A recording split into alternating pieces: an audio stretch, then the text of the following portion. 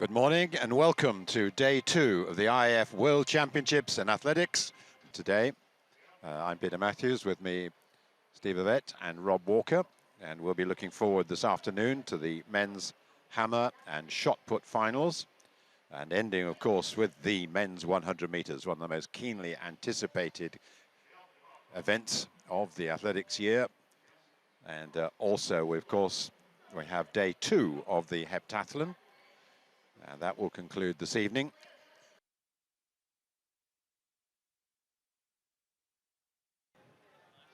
Johan Diniz of France not competing through injury this year, so just one Frenchman in the team, Campion. The Italians usually pretty strong. Giorgio Rubino has got a good international record. There, they're the Japanese, Fujisawa, Suzuki and Takahashi, all under 1 hour 50. And then Kim heading the Korean challenge as well. They too have 3 men. And Mexico with a great tradition in the event. Nava, usually better known as a 50K runner. So Eda Sanchez has the best credentials. Taser of Norway also been around. Dmitrenko of Ukraine was well up there amongst the world best last year. So that's just a taster of some of the names to look out for when they get underway, which will be in 5 minutes or so.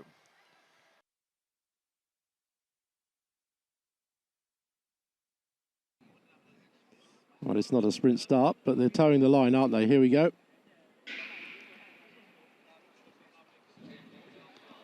Every single one of those walkers, I think, started their watch timers as the gun went. They know what pace to go, but look at this. The Chinese are not taking any prisoners at all, are they? They're going out very hard indeed. Setting their stall out right from the very beginning here.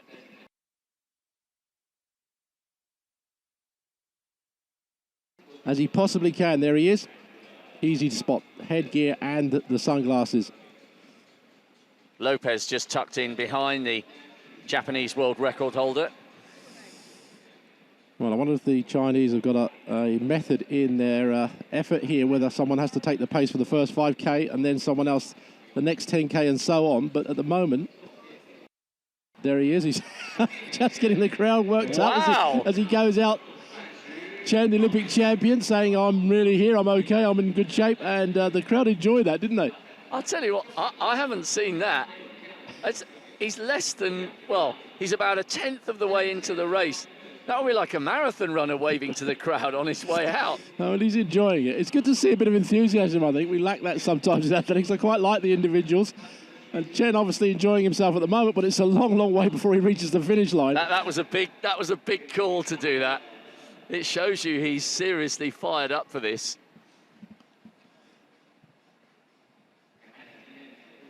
There he is, the Olympic champion, just running on the left-hand side of the 3 Chinese athletes. Ethiopian and British flags flying there. But a little moment of exuberance there from Chen, the Olympic champion. Left-hand side as we look at it, and just as the marathon runners did yesterday, quite a few of the walkers opting to go under the spray shower, because even though it isn't as clear today, it is still pretty muggy, especially for any Europeans.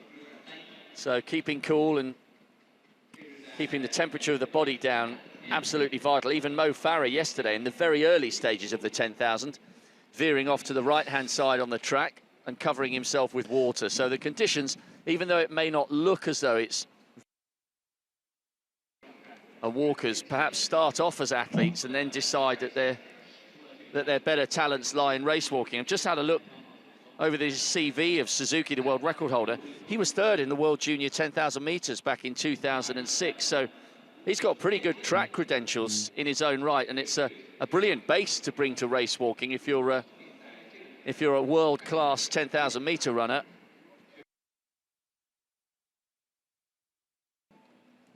There's Wang. That's the first time perhaps Wang has hit the front. The cap has come off. There he is on the right of the picture, the Olympic champion.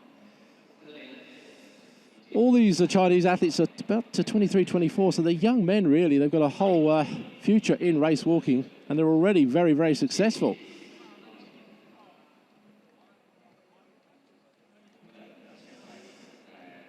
Bird Smith, the big, tall Australian, really dwarfing the other walkers around him. There he is in the yellow and gold of Australia. Sorry, the gold and green, I should say, of Australia. He's in about third or fourth place. He's mixing it at the moment. Australia obviously has got a great tradition as well of race walkers.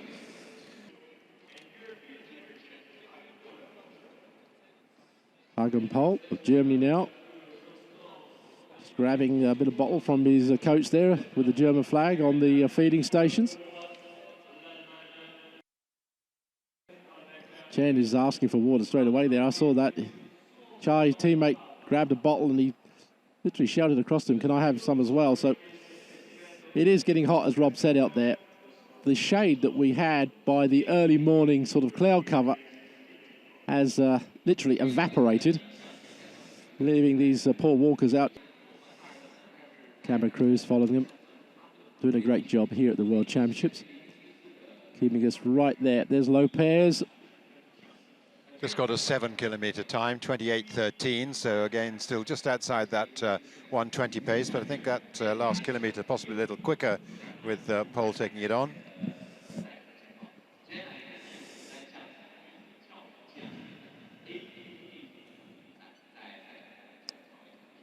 Degree heat out there. I mean, not only is it radiating off the tarmac, but it's obviously beating down on them as well. So almost like a cooker effect for these athletes. And they've just reached the 10 kilometre point, so halfway, 40 minutes, 21 seconds. Yeah, so we're walking at about 120, 121. So in the capabilities of most of these walkers at the moment. But the conditions, I think, are going to be significant over the latter part. Fujisawa, 18th, back in London. He too, a pretty useful 10,000 metre. Necessarily said a huge amount about Fujisawa in comparison to his compatriot, Suzuki, the world record holder, Takahashi, who was in the top 10 of the world. The other Chinese walkers finding problems on home territory. Well, what a great walk this is turning out to be so far for Lopez. A great major championship performer. He was only 12 seconds behind Chen, who took the silver 2 years ago in pretty hot conditions in Moscow, although it was dry heat rather than this humidity. But the Spaniard is going really well at the moment. And this is his preferred style. He likes to come through in the second half of the race, and he's doing just that here. Wang just needs to watch this technique. As Steve said, he's out on his own, as he has been for a few kilometres now, as a result of suddenly upping the pace from 4 minutes to 3:49, as we just get a replay there of Zhailin Kai's problems. The last time we saw Kai, he had in fact begun to get back into his rhythm, and in fact had closed the gap on Ding Chen, the Olympic champion, who doesn't look as though he's going to be in the mix for the medals. Wang, I think, is hurting. There's no question about it. Look at his actual face, and his shoulders are swaying a little bit. Looks as though Lopez has gone past him as they hear the bell. It's been 18 circuits, and Lopez is really going for this. He just needs, unlike the marathon runners who can celebrate, of course, he's right to be exuberant, and it's great to see a champion expressing themselves. But in amongst all the waving and the "I'm number one," he does need to maintain his focus on his technique as he now goes into the shadow of the stadium.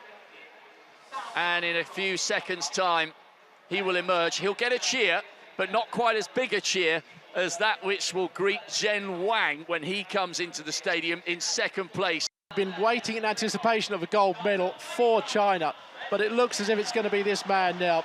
Lopez of Spain. What a walk, really. He's come back from behind. He's pushed all the way. The crowd are enjoying it. The arms go aloft. Wang is just behind, just coming into the stadium now. But so too the plaudits for Miguel Angel Lopez. He's been around a long time. Yes, he's taken a European gold, and yes, he's taken a World Championship bronze, but this is the biggest moment of his career by some margin.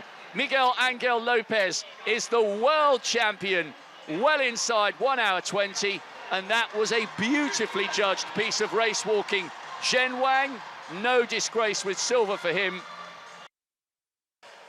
He timed it absolutely to perfection.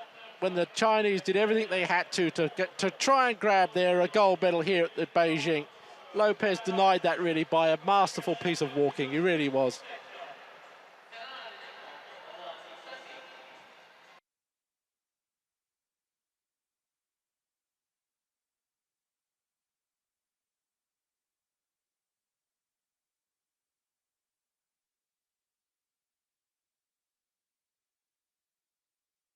One of them, obviously, the heptathlon women, long jump over the back straight. Yes, it's been going for a little while. They're into the first round. Big field of over 30 competitors here. And we're about, well, a little over halfway through the first round, so we may well get to see some of the best jumps so far. And in fact, we've just had a very big jump. Now, that's the overnight situation. Ennis Hill leading at 4:005 from Johnson, Thompson and Visa. And then Tyson Eaton, the pre-meeting favourite, in fourth place. But very little to choose between these athletes. From Ennis is just over 4,000. Well, we've got 18 there at 3,700 or more. Could well be crucial here. Going in two groups. This is the first group. Which includes Nadina Visser, for instance, the overall third placer, and then Katarina Johnson-Thompson there, the second placer, and Jessica Ennis-Hill, who's lying 11th, and Tyson Eaton, who's lying 14th. And that's another one in the mid-6 area. But oh, what a shame of Johnson-Thompson, who was way ahead of all the rest of the long jumpers if you measured it from takeoff to landing. But you've just got to get it just like that. Perfect on the board there for the Ukrainian. And she'll move up nicely in the standings with good points coming from the long jump. Tyson Eaton also making progress in the long jump, but Jessica Ennis-Hill maintaining her lead at the top of the event.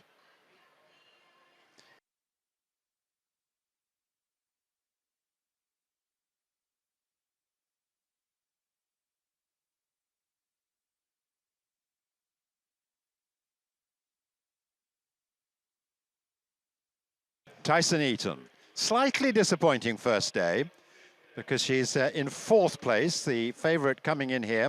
And this is an event which could be crucial to her. It's an event she'll be expecting to get really good points from. So let's see how she goes. Personal best of 6:72. Oh, that's very good. Yeah, that's a 6.5 metre jump. So Tyson Eaton will be narrowing the gap on the British athletes. So ahead of her, Visser also in third place. But Tyson Eaton almost 100 points behind Jessica Ennis-Hill overnight. But over 100 points behind. And now she'll have narrowed that. There it is, yes, 6:55 with a nice little breeze behind. Takes her up into second place overall, 4.898. That looks, yeah, I think she's hit that perfectly, and that's a very good jump. That may well be better even than Tyson Eaton's. White flag raised. So the German athlete excelling, as one would expect, a former world and European junior champion at heptathlon.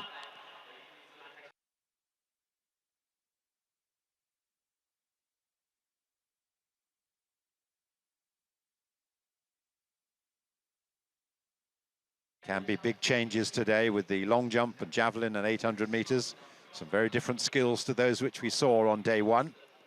So the heptathlon, the long jump standings headed by Claudia Rath at 6:61, and Tyson Eaton gaining ground on her rivals with that second best jump, but an excellent one for Ennis-Hill as well. And the real shock that Katarina Johnson-Thompson, easily the best jumper in the field, produced the best jumps, but they were all no jumps. The last one, very, very marginal, and she gets no points.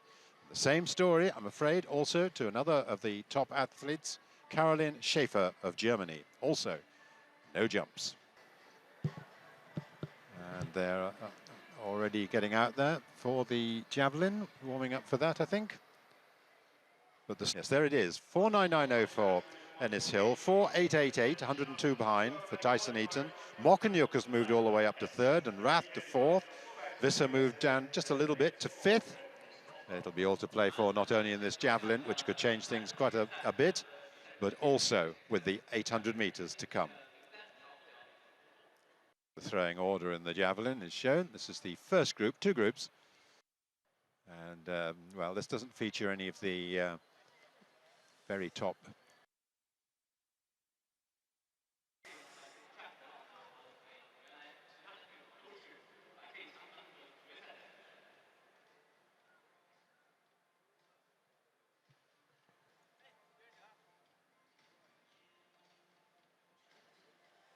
Well, it's another fine javelin throw indeed in this heptathlon. We've got some good throwers out there.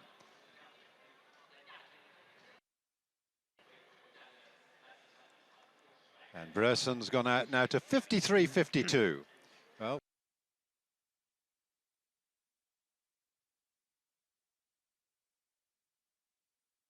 an excellent javelin competition as we look at one of the other ones. Adminina from Latvia. Launches that spear well. Well, conditions are obviously good, not only for 400-meter running, but also for javelin thrower. And she's absolutely delighted again. The javelin throwers like a win. Well, there's nothing much of that in the stadium.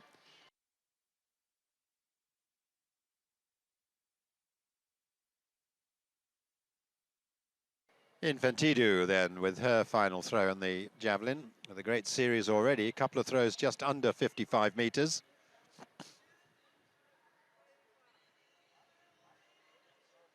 Certainly enjoying coming into her own in this event, and that makes it three very, very good throws. This might be even further.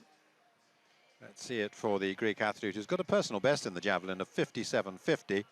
So no surprise that she's throwing so well. Heptathlon champion with a heptathlon best of 6.113 points. And she was way back down in the standings in the 20s. She'll move up some places, obviously, with these points. Indeed, that is 56.19, the best throw of the competition.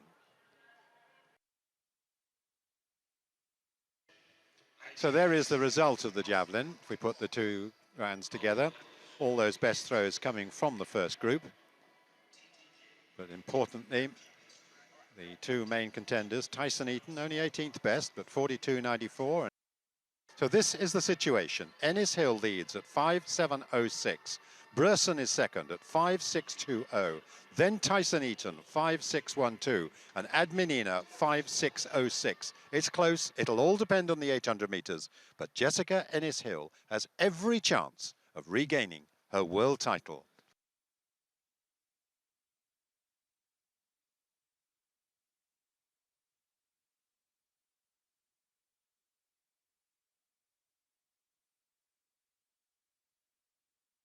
And now we have another set of medals to be determined.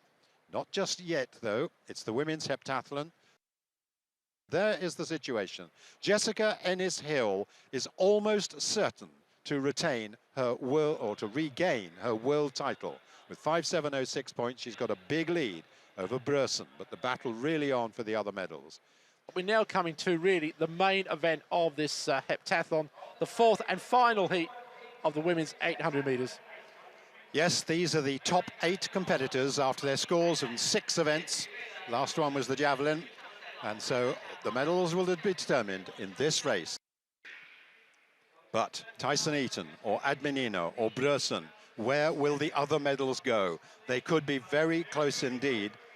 With Tyson Eaton the favourite for silver, if she's okay, if she hasn't really got any problem with that possible lower leg injury.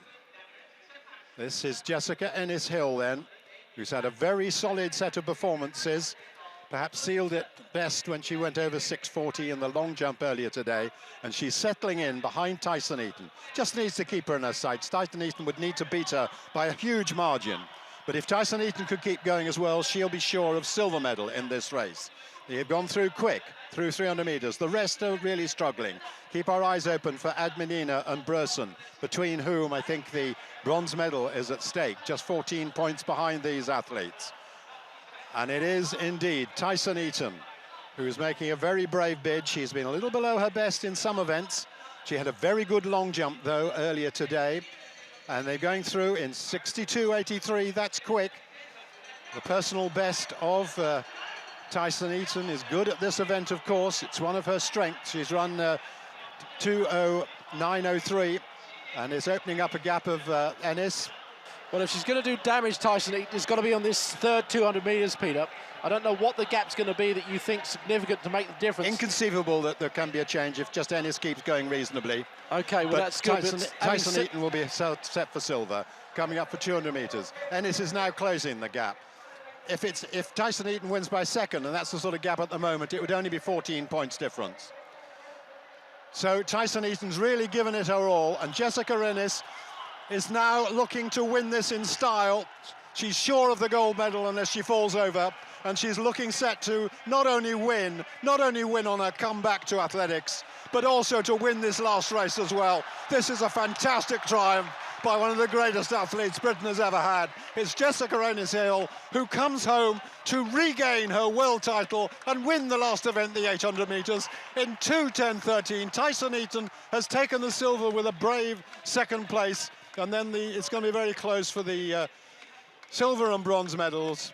He was looking to be between Adminina and Bresson, and we just need to check on the times they've recorded. But what a wonderful triumph after taking a year out for pregnancy, coming back, being uncertain throughout much of the year whether she'd take part here in Beijing. She said she'd only take part if she could perform with great credit. She's done that and more. She is so gutsy. I think it's worth reminding ourselves, she hasn't just lost a year to a baby, she lost the previous year to injury. Yes, she's been right. basically nowhere since winning the Olympic title in 2012. And all credit to her for deciding to come to Beijing and really having a go. I think at the start of the year, if you'd said a bronze or silver, she'd have bitten your hand off. But she's so competitive. You could argue she's not quite at her finest top form. It won't be as good a score as she produced in 2012, but it doesn't matter. She's a supreme competitor, and that is what she's proven here tonight. 6-6-6-9 points. And it's a big lead. She's won by 115 over Tyson Eaton, with Adminina taking the bronze with 6-5-1-6, just 25 points ahead of Bresson. And she said she wanted to inspire her son, Reggie, who won't be taking much notice at home. He's too young, but when he watches this back in a few years' time, he'll realise what a very special athlete his mum is.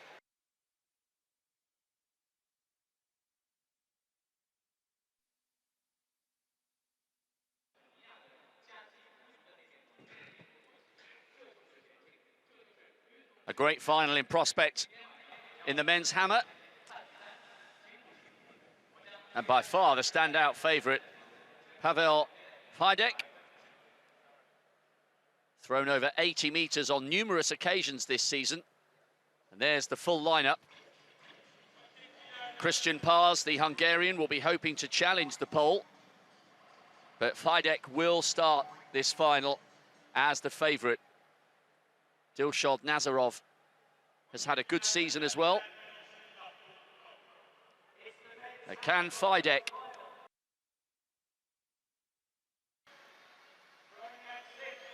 And he's almost hiding away, but this is the man who's the very clear favourite, Pavel Fidek, the reigning champion.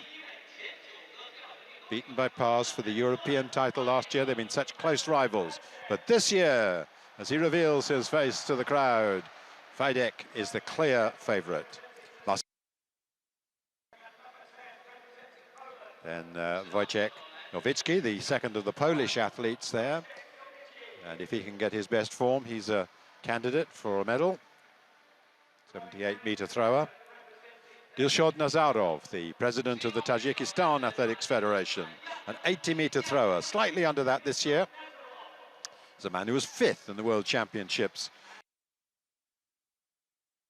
A lot really maybe to grieve about if he doesn't get through as one of the fastest of the qualifiers, because that was a great run from him, coming so fast at the end. Winning time 48.59.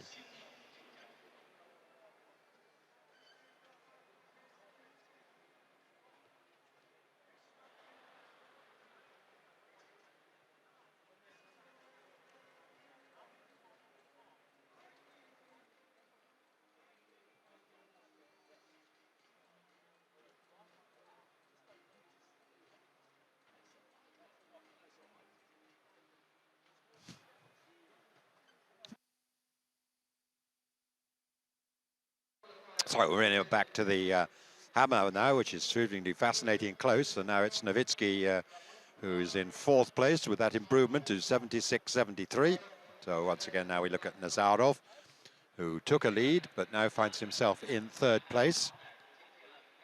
And though we aren't having super distances even by their own lights, what we are having is intense competition, and most of the throwers seem to be gradually improving. So let's see whether this man can do that as well as we come near towards the end of the 2nd round now. Oh, that's good. That's nicely balanced, and it's, yeah, I think that's another change in the lead. Now, Nazarov,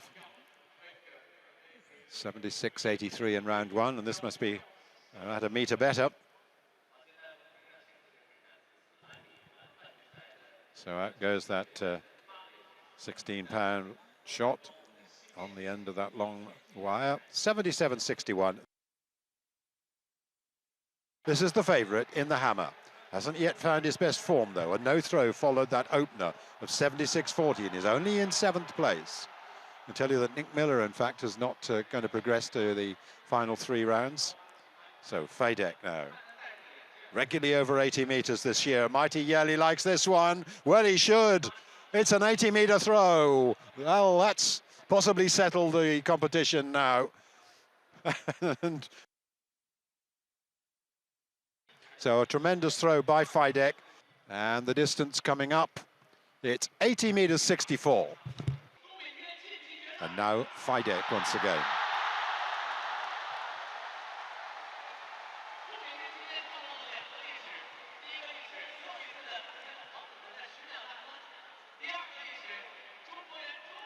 Well, it's a second 80-metre throw for Fadek on the cards here. Would be marvellous. Oh, yes, it is. 80 metres. Well, the previous round, it was 80.64. This could be better.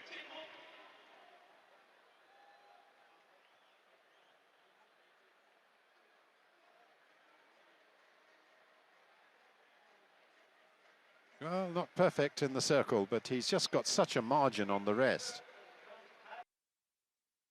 But it's the lead, 80.88.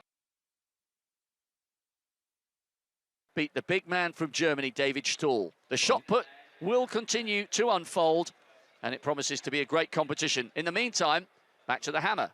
Yes, and Nazarov, the 2nd placer, now taking his place in the circle for his 5th round throw. An 80-metre man at his best last year. Can he perhaps match Fadek? Oh, he likes it again. It's getting closer. It's an improvement. He's still going to be 2nd. He's got to find quite a bit more if he's going to overtake the pole. But it's looking more and more like a medal for this man.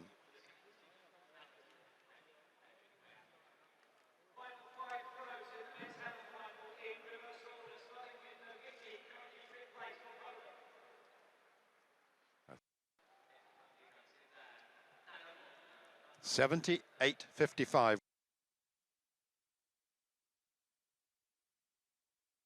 So we're into the last round of the hammer, and here's Nowitzki for Poland in 5th place.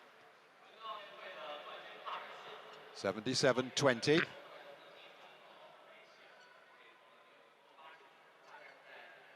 Oh, this is good. Yes, indeed. That's going to take Nowitzki up into a medal spot. Pars is 77.32, is not as good as that throw.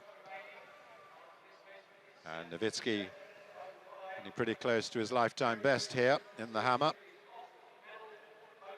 But also Nowitzki, 26 years of age, he's got 78.55 and he's into 3rd. Congratulations, because it's 2 medals for Poland here, gold and bronze, with that silver going to Tajikistan.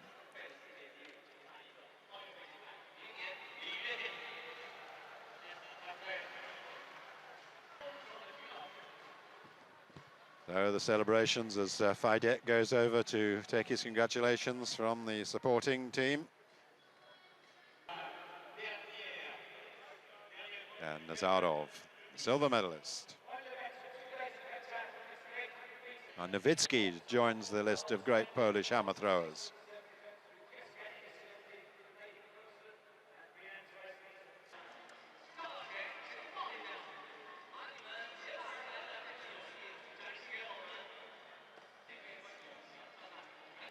Final result of the hammer meant that gold went to Fajdek at 80 meters 88, silver to Nazarov, and the bronze, second medal for Poland, Nowitzki.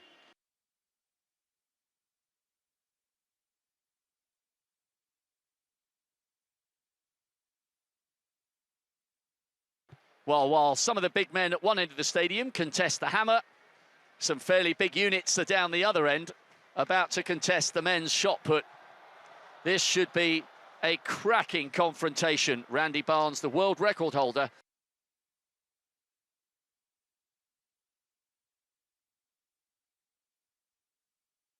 Now, the defending champion. This is important after a foul in the first round, and that's better.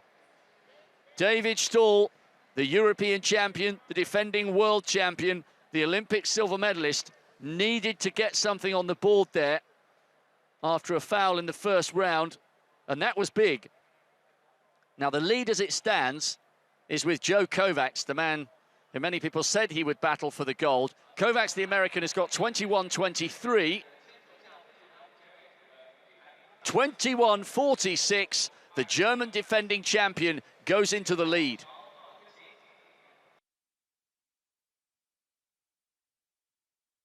Odain Richards, the Pan American champion from Jamaica. That was good. Now he could be edging his way towards the 21-meter mark at the moment. Stahl of Germany leads, the defending champion, with 21-46. Kovacs of America, 21-23 with his first round effort. Odain Richards, can he get himself into contention? He launched the put out to a massive 21.69 earlier this season. 20.79.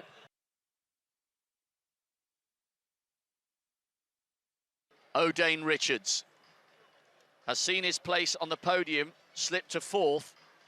Now, he banged out a massive 21.69 earlier this season. Oh, that's close to 22 meters. That is massive from the Jamaican. Well, the Pan American champion has just got himself right in the hunt for a global crown. Commonwealth gold last year, Pan American gold earlier this year. A huge roar from the man from the Caribbean island, better known for sprinting. That was huge. 21.69, he's equaled his own national record, and perhaps more important than that, he's gone into the lead. He's been pushed off the podium by Tom Walsh. Oh, that's more like it from the American world number one. Bearing in mind, he and Stahl are the only men to have thrown over 22 meters this season. He lacks the major championship experience of his big German rival, but that was a put of real composure. And the question is, how far has he moved up the leaderboard? 21.67. Joe Kovacs then, getting himself back in contention. He's gone over 22 meters this season. Oh, and that's close. That's really close. Now, the lead is held by his great rival. So, Kovacs, what has he managed to produce here? At one stage, he was looking as though he would be off the podium. Then he got himself into second place, just 2 centimeters shy of Odain Richards' great national record of 21.69. So the Jamaican putting the German and the American under pressure. Kovacs talks big. He reckons it won't be long before he's attacking Randy Barnes' world record. He's in the lead, 21.93.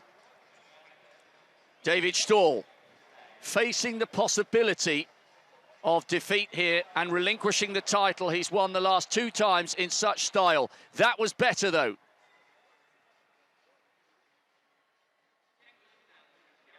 The German watching and waiting.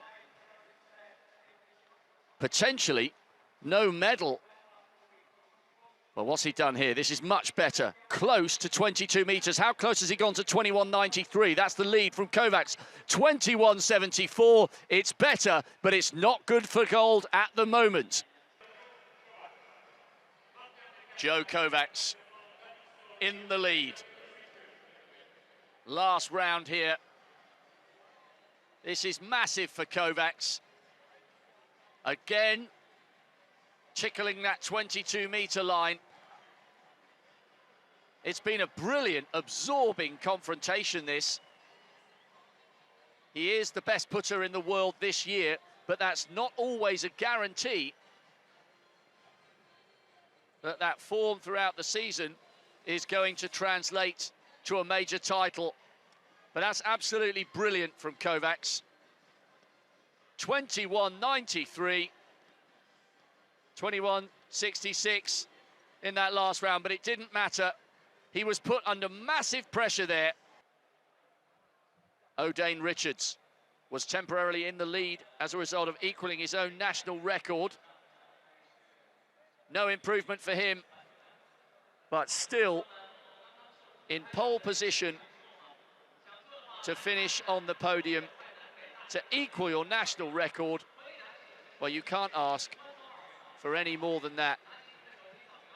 21.69 in the third round, that's his best.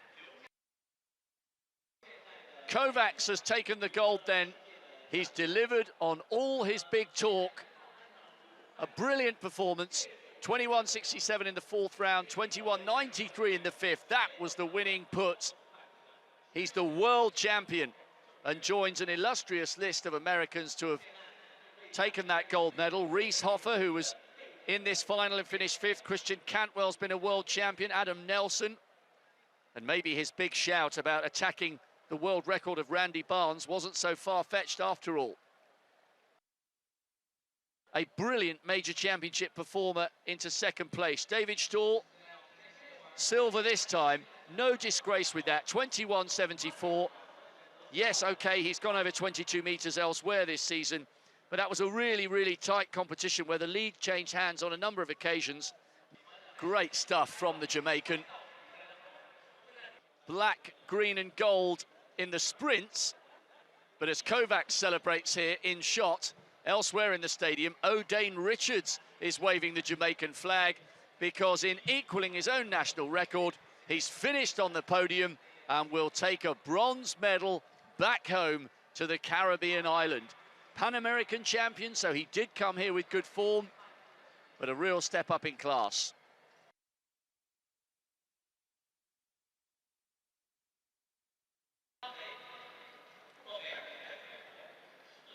The 100 metres semi-finals, three of them.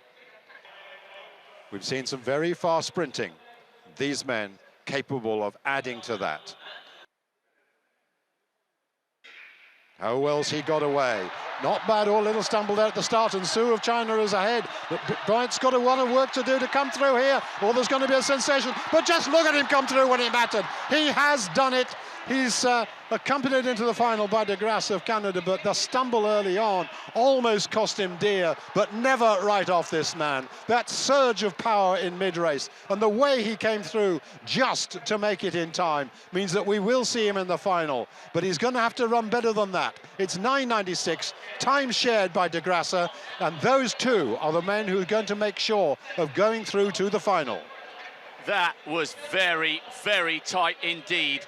For about 20 metres during that race early on, it looked as though Usain Bolt would have to try and wait to see if he went through as a fastest loser. Massive roar from the crowd because Bing Tian Xiu has just produced a national record in 9.99. But that stumble right at the beginning, third from left, there's the stumble. And look at how much ground he has to make up. Bolt is under immediate pressure there. Well, there's the final result then of that fantastic race. Bolt and De Grasse sharing the same time at 9.96. They're through to the final, and Bromell and Su have run 9.99.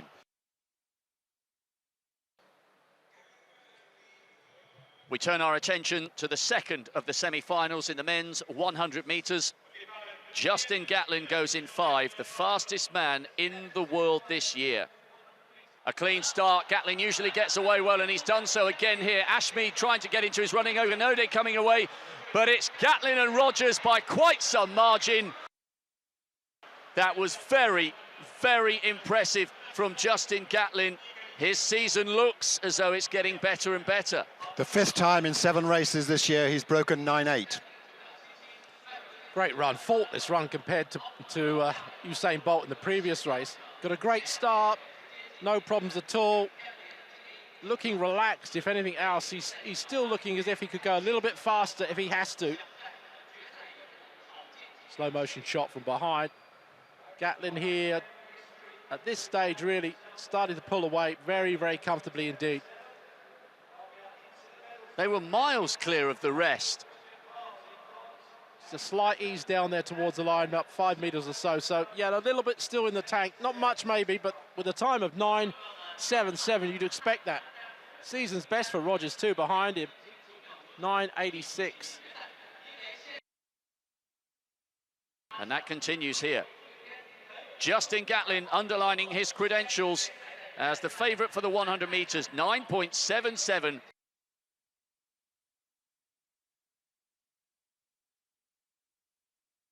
And here's semi-final 3 of that 100 metres. On the inside there is Tefian of Iran.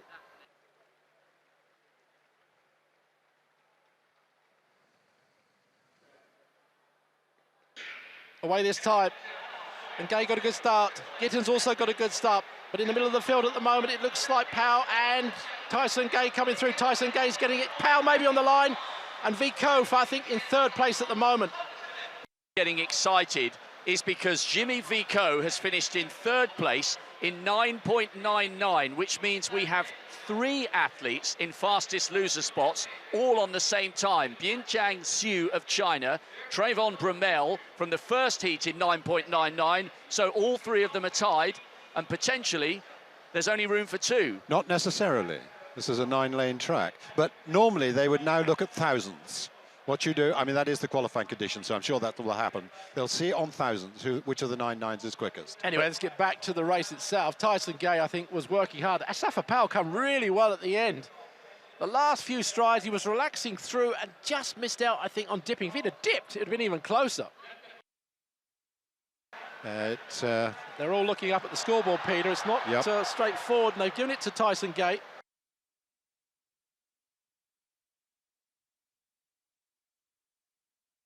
There's the summary of the 100 metres, and 9 9s. We've got 3 of them there.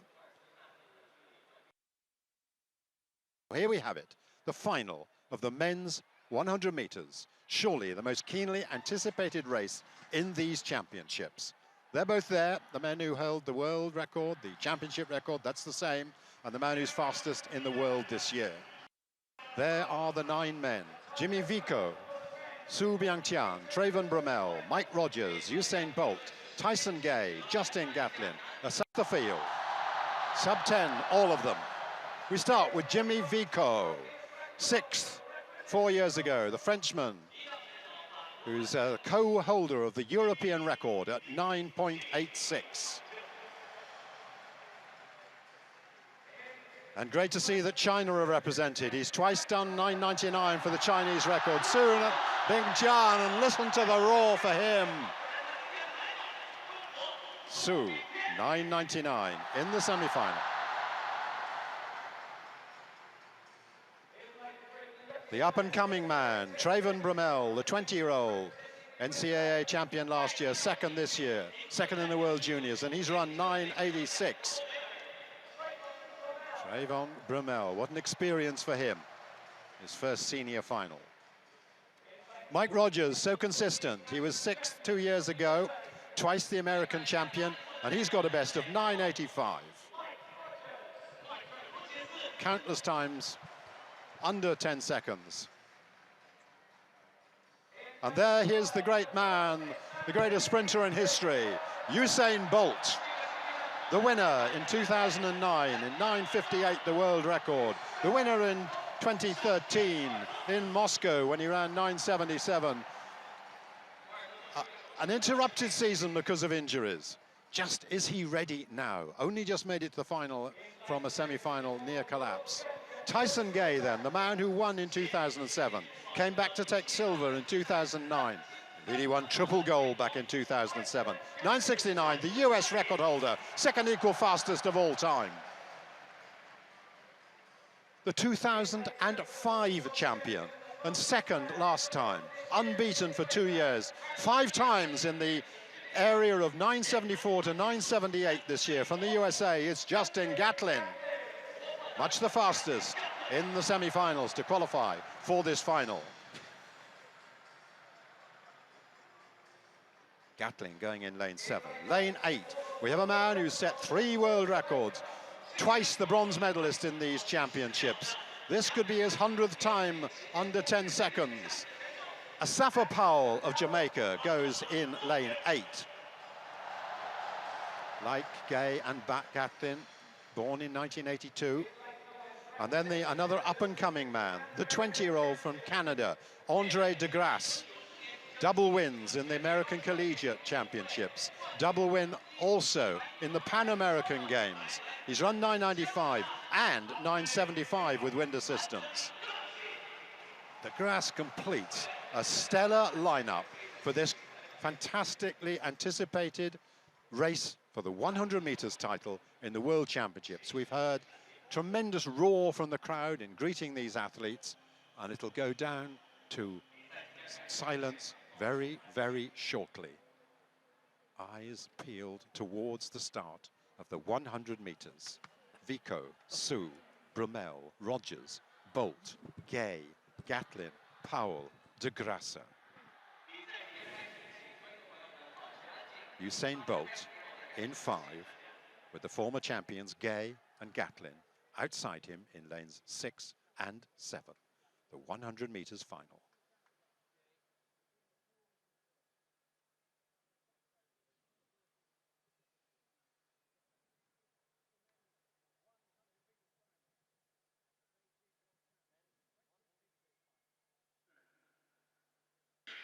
What sort of start will he get? Well, certainly a tremendous start by Gatlin further out, and Bolt into his stride now. Those two coming clear of the field now, and it's Gatlin and Bolt. And who's going to win it? It's very close, but it's the great man, I think. It's Bolt who's taken it from Gatlin.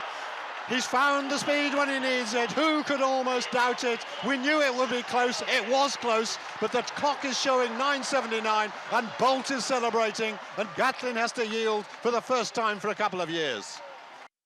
That is arguably the greatest victory we've seen from Bolt, because it's the first time he's come into a major global final, not been the favourite, and been under huge, huge pressure.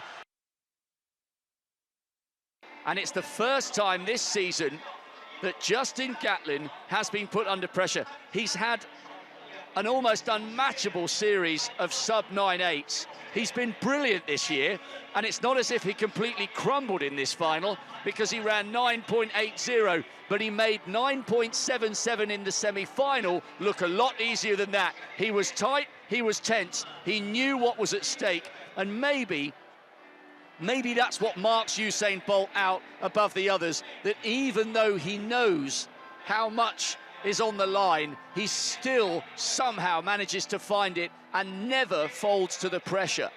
But Usain Bolt, I suspect, might look back on this gold medal, if not equal to his Olympic titles, then maybe just behind it, because this was the one that many people thought he might lose. He is a great, great champion, and once again, he's underlined his status as the greatest sprinter in history. Cometh the hour, cometh the Jamaican, he is unstoppable.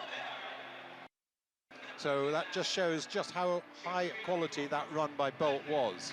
And indeed, Gatlin's running still the same sort of time that he has been running all year.